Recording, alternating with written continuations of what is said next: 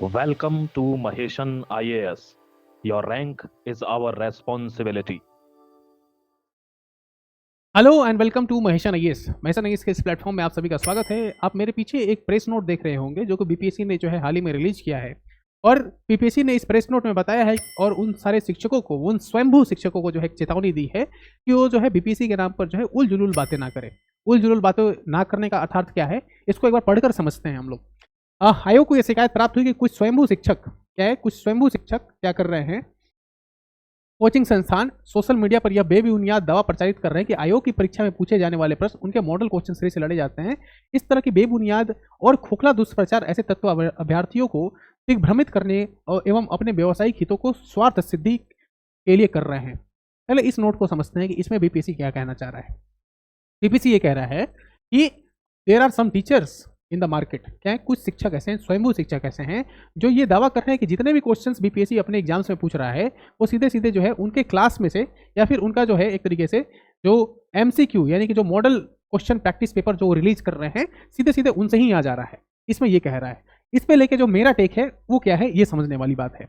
जब हम बात करते हैं कि कोई भी टीचर जो कहता है कि मेरे पढ़ाए हुए में से ही जो है क्वेश्चन आया हुआ है, मेरे पढ़ाए हुए में से ही क्वेश्चन आया हुआ है, तो ध्यान रखना टीचर क्या पढ़ाता है। टीचर पढ़ाता है सिलेबस। क्या पढ़ाता है टीचर पढ़ाता है सिलेबस। और सिलेबस कौन देता है? सिलेबस देता है आयोग। सिलेबस कौन देता है? सिलेबस देता है आयोग।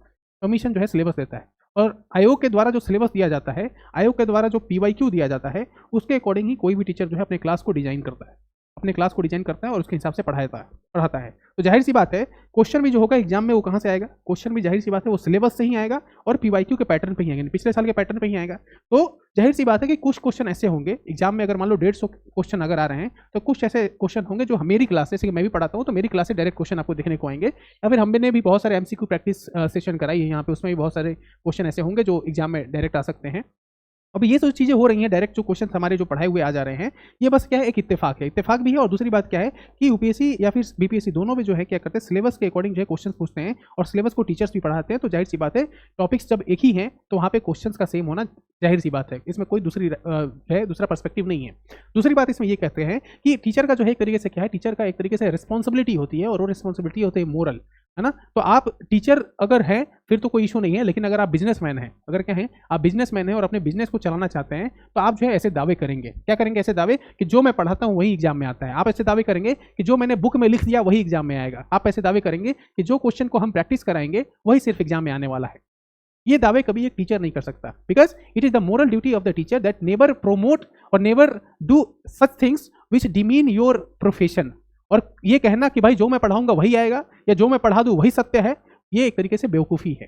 दूसरी बात क्या है, ये कुछ टीचर्स ऐसे मार्केट में हैं जो हमेशा से ये क्लेम करते हैं कि उनके पढ़ाए हुए जो क्वेश्चन है वही आ रहे हैं। अरे भाई तुम इसीलिए तो पढ़ा रहे हो कि तुम्हारा पढ़ाया हुआ ही एग्जाम में है। लेकिन इसको इस तरीके से क्लेम करना और आयोग को एक तरीके से उसकी जो छवि है, उसका जो एक तरीके से इमेज है, उसको खराब करना एक तरीके से ये गलत चीज़ है।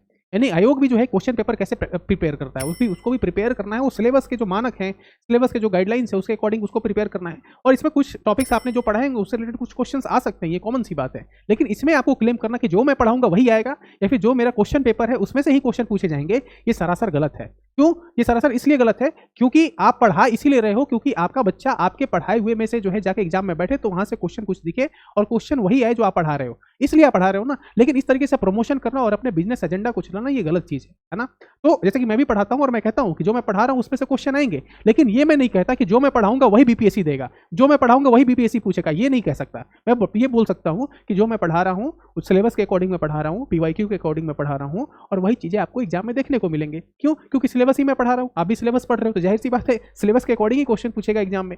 तो ये मैं चीजें कह सकता हूं, लेकिन ये नहीं कह सकता कि मेरे पूछे हुए सवाल को ही बीपीएससी हूबहू कॉपी करके एग्जाम में पूछ रहा है। मेरे पढ़ाए हुए सवाल को ही बीपीएससी क्या कर रहा है, कॉपी पेस्ट कर दे रहा है। ये मैं नहीं कह सकता, है ना, ये गलत है इसको कहना। आगे के आयोग द्वारा आयोजित पूर्व की परीक्षाओं के प्रश्नों के संदर्भ में भी इसी तरह के काल्पनिक एवं खोखले दावे किए गए जो पूर्णतः असत्य एवं तथ्यहीन पाए गए। ऐसे दावे माननीय उच्च न्यायालय में दायर वादों में भी पूर्णतः निराधार एवं दिग्भ्रमित करने वाले पाए गए। तो ध्यान रखना है, देखो कोई भी क्वेश्चन है, कोई भी, जैसे कि किताब है ना लूसेंट एक किताब है, अब लूसेंट एक ऐसा किताब है जिसमें बहुत सारे फैक्ट्स एंड फिगर्स हैं। अब कोई भी एग्जाम जो हमारे ग्रुप बी, ग्रुप सी या ग्रुप डी लेवल के होते हैं जो एग्जाम, उसमें से बहुत सारे ऐसे क्वेश्चन को डायरेक्ट जो लूसेंट से आ जाते हैं। क्यों? क्योंकि लूसेंट क्या एक तरीके से कंपाइलेशन ऑफ मेनी फैक्ट्स, हर एक सब्जेक्ट का कंपाइलेशन है, हिस्ट्री है, पॉलिटी है, ज्योग्राफी है, इकोनॉमी है, साइंस है, एवरीथिंग इज देयर। तो जाहिर सी बात है कि उस किताब से कुछ क्वेश्चन आ जाएंगे। तो इसका मतलब तो ये नहीं हुआ ना कि एक ही किताब को पढ़ के जो है बीपीएससी क्वेश्चन बना रहा है या फिर कोई भी संस्था जो है वो क्वेश्चन बना रही है ना। क्वेश्चन कोई भी बनता है वो सिलेबस के अकॉर्डिंग बनता है, कोई भी क्वेश्चन बनता है वो पैटर्न के अकॉर्डिंग बनता है, जो कि पैटर्न बीपीएससी या फिर कोई भी संस्था ने दी हुई रहती है, और टीचर भी उसी सिलेबस को पढ़ाता है। जाहिर सी बात है कुछ क्वेश्चन जो है वो आ सकते हैं, ये नॉर्मल बात है। लेकिन इसमें क्लेम नहीं कर सकते कि भाई जो मैं ही पढ़ा रहा हूँ वही सिर्फ पूछा जा रहा है, जो मैं पढ़ा रहा हूँ वही आयोग जो है वही प्रश्न देगा और उसके अलावा कुछ देगा ही नहीं, है ना। तो इस तरीके की खोखली बातें जो है वो नहीं करनी चाहिए, क्योंकि क्या है, कॉन्स्टिट्यूशनल बॉडी है। और मैं बीपीएससी से भी रिक्वेस्ट करूंगा कि ऐसे जितने भी लोग हैं, ये आप ऐसे जो है जो आप प्रेस रिलीज किए हो वो अच्छी बात है, लेकिन उन लोगों के नाम भी इसमें आप मेंशन करो कि इन लोगों को जो है हिदायत दी जा रही है, सख्त हिदायत दी जा रही है कि आप इस तरह के जो है आयोग का नाम लेकर जो है आप बदनामी ना करें, आयोग का जो है इमेज जो है उसको खराब ना करें। ये जो है सख्त हिदायत देने की जरूरत है, आपको प्रॉपर नेम मेंशन करने की जरूरत है यहाँ पे कि इन शिक्षकों को ये हिदायत दी जाती है, चेतावनी दी जाती है कि अगली बार से आयोग के नाम पर जो है किसी तरह का जो है बच्चों को दिग्भ्रमित, बच्चों को जो है डाइवर्ट करने की कोशिश ना करें। आगे क्या कह रहा है आयोग? आयोग सभी अभ्यर्थियों को सावधान करता है कि ऐसे तत्वों दुष्प्रचार से सावधान रहे और उनके झांसे में ना आए। बिल्कुल सही सी बात है। अगर मान लो यही तो होता है, पेपर जो लोग लीक करा देते हैं वो लोग क्या कहते हैं कि भाई ये पेपर रख लो, यही पेपर कल तुम्हारा जो है एग्जाम में आने वाला है, और 1 लाख रुपए 2 लाख रुपए लेके जो है पेपर जो है वो दे देंगे, और पता कल क्या चला कि वो पेपर तो आया ही नहीं। इन सब चीज़ों में जो है एक स्टूडेंट को कभी भी एसोसिएटेड नहीं रहना चाहिए, बिकॉज हमारा काम है पढ़ाई करना, हमारा काम क्या है, पढ़ाई करना काम है, और इन सब चीज़ों में जो है हमें नहीं पढ़ना है। और इन सब चीज़ों का जो है जो भी ऐसे शिक्षक बोल रहे हैं उनको समझाना भी है कि सर आप ऐसे जो है आयोग की बदनामी ना करें, क्योंकि हम सब जो स्टूडेंट जो प्रिपेयर करते हैं किसी भी एग्जाम का, हमें जो है कमीशन पे काफ़ी विश्वास होता है, ट्रस्ट होता है, और जब ऐसी कोई बातें करता है तो इनसे जो है हमें थोड़ी दूरी बना कर रखनी चाहिए, क्योंकि ये लोग सिर्फ जो है एक तरीके से अपनी फायदे के लिए, अपना बिजनेस चलाने के एक तरीके से क्या करते हैं, आयोग की बदनामी करते हैं।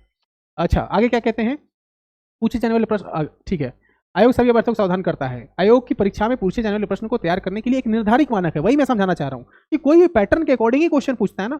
जैसे कि मैं अगर क्वेश्चन सेट कर रहा हूँ ना, जैसे कि मॉक टेस्ट के लिए हमने क्वेश्चन बनाए, बहुत सारे मॉक टेस्ट कराए, बीपीएससी के लिए कराया, पिछले बहुत सालों में यूपीएससी के लिए कराया, तो उसमें जो क्वेश्चन हमने जो प्रिपेयर करते हैं वो किसके अकॉर्डिंग प्रिपेयर करते हैं, सिलेबस के अकॉर्डिंग।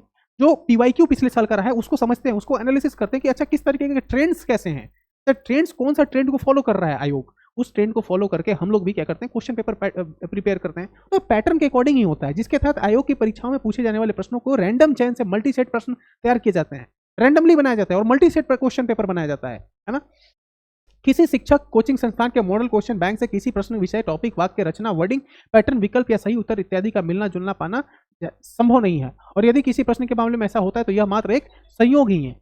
ये मात्र क्या एक संयोग है ना, कि मतलब जो है आपका क्वेश्चन जो है ऐसा उसका कोई वर्ड जो है मिलने देखने को मिले, कोई सेंटेंस देखने को मिले, या फिर ऑप्शन देखने को मिले वो सेम देखने को मिले, ये ऑप्शन हो सकता है। जैसे कि मान लो कि मैं चला रहा हूँ 1500 क्वेश्चन की प्रैक्टिस सीरीज में चला रहा हूँ अपने चैनल पे।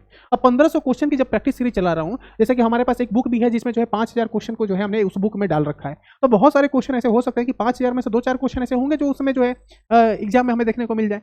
तो 5000 में से 2-4 क्वेश्चन अगर एग्जाम में देखने को मिल रहे हैं, इसका मतलब ये थोड़े हो गया कि भाई मेरा जो पढ़ाया हुआ क्वेश्चन है, मैंने जो क्वेश्चन सेट किया है वही आयोग पूछ रहा है। ये सब चीजें खोखली बातें हैं, ऐसी नहीं करनी चाहिए।